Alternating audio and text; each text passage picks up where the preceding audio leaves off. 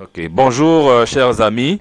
Nous sommes venus pour voir Monsieur Christ. Bonjour Christ. Bonjour. Ok, merci de nous recevoir dans ta ferme ici à domicile. Enchanté également de votre visite. Merci. Et je me rends compte que vraiment les fermes à domicile, c'est maintenant à la une. Hein? Oui, ça devient quelque chose de fréquent. Ok. Alors le but de cette visite, c'est pour voir d'abord les différentes races que Christ est en train d'élever ici, pas les moindres.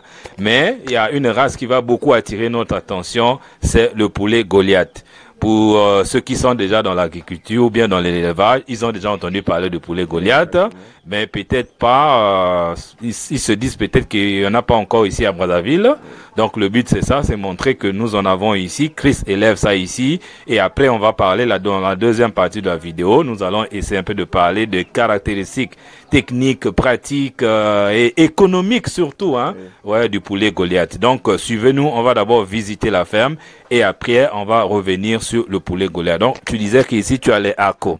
Et ici nous avons des races Arco. Nous avons également des poussins également ici, des races de géantes jugacées. Nous avons également des Orpitans. D'accord, Arco c'est ce que je vois là en noir là. Noir également. Oui.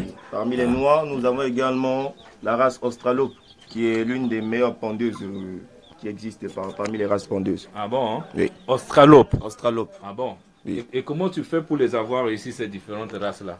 Bon, j'achète chez différents éleveurs qui, des fois, importent des œufs. Et des œufs importés, des races qui viennent de l'Europe souvent.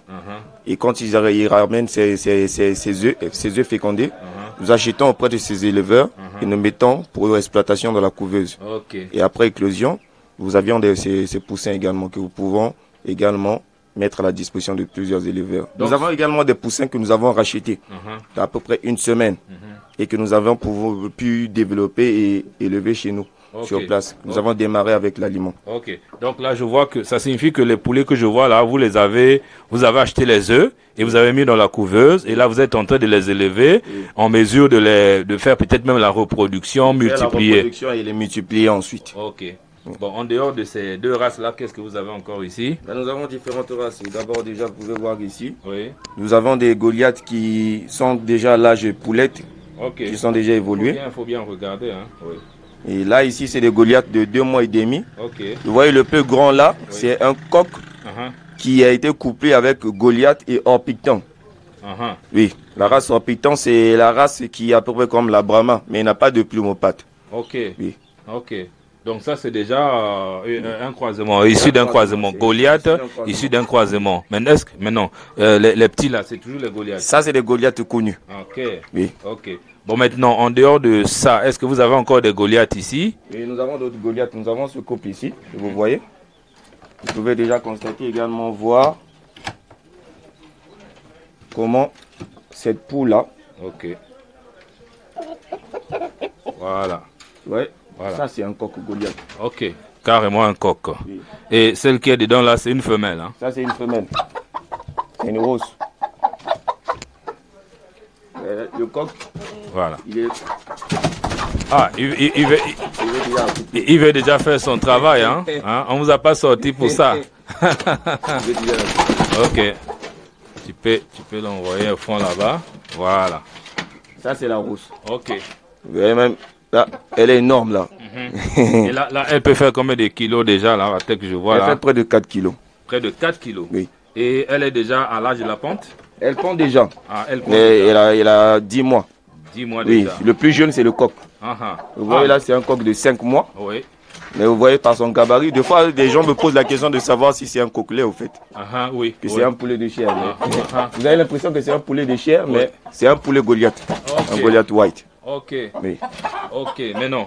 Toi, qu'est-ce qui t'a poussé en dehors de ça? Vous avez encore d'autres Goliaths ici? D'autres Goliaths, nous avons également des poussins. Oui. Qui sont pour certains 6 jours et 1 semaine. Oui, ils sont où? C'est là dans la poussinière ici. Voilà notre poussinière. Là où nous développons l'ensemble des sujets qui sortent de la couveuse. Donc, parmi ici, là, nous avons des poussins. Ça, c'est un poussin Wyandotte. Ça, c'est la race Wyandotte. Oui. La race qui est également belle en ornement. Qui a la crête comme la Brahma. Et nous avons également cette race qui est la géante de Jersey. celle dont je vous ai parlé, c'est la plus grande pondeuse qui existe. Ok. Oui, elle atteint jusqu'à pratiquement 11 kilos à l'âge adulte. Ok. Oui. C'est la plus grande race des pondeuses. Et voici ici que nous avions des poussins Goliath. Ok.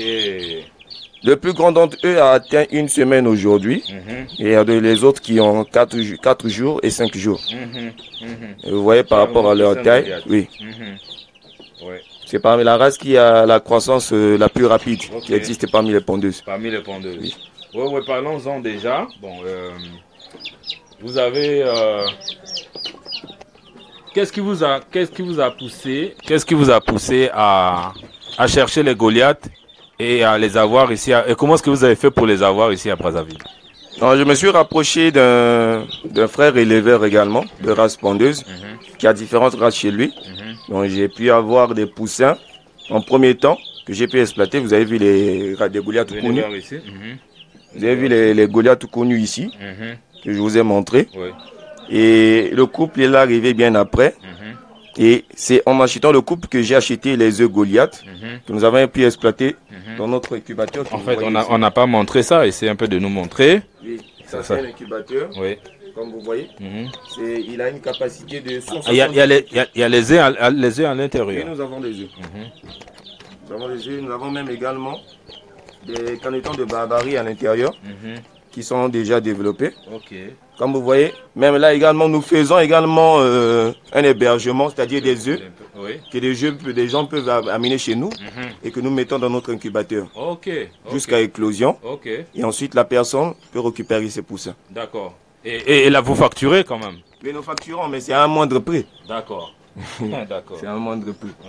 Comme vous voyez ici, c'est une dame qui avait laissé ses œufs, 33 œufs qu'elle a mis dans notre couveuse pour exploitation. Donc vous voyez là en bas, nous avons des canards de barbarie, barbarie de France, qui sont sortis de l'éclosion chez nous. Et nous avons d'autres œufs également, là, le palier en bas, qui sont en attente d'éclosion.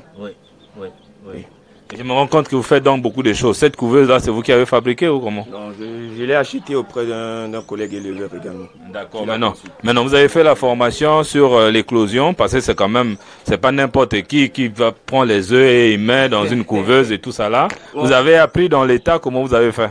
Bon, tout ce que nous faisons jusqu'à présent ici sur place. Bon, pour le nom de la ferme déjà, je vais vous informer, c'est la ferme Ime Coucou. Ime Coucou. Ime Coucou, qui veut dire ferme avicole en Swahili. Ah d'accord. Ok. D'accord, tu peux fermer. Hein. Qui veut dire ferme avicole en Swahili. Donc, tout ce que nous faisons jusqu'à présent, c'est vraiment d'abord, premièrement, de la passion. Et de l'autodidacte. Parce qu'on a appris avec beaucoup d'expérience. Au début, on a commencé avec des poules locales. Et on laissait souvent les poulets dans le poulailler. Et après, il y a eu des maladies et tout. dont on a pu faire face et confronter. Et c'est par là qu'on a eu le goût de pouvoir racheter maintenant des produits pour les traiter et tout. On a pu apprendre sur le terrain. D'accord, donc l'expertise est venue sur le terrain. Et comme on dit, petit à petit, l'oiseau fait son nid. Ok, alors revenons sur le poulet Goliath. Quelles sont les caractéristiques, on va dire, techniques, économiques, qui vous ont poussé à chercher le poulet Goliath? Donc déjà, en parlant des caractéristiques techniques, le poulet Goliath, c'est un poulet qui a une croissance rapide déjà. Donc, ce qui veut dire que concernant l'aliment, il ne demande pas vraiment un aliment à grande quantité, mais surtout un aliment de bonne qualité déjà pour sa croissance, parce qu'il a une croissance rapide.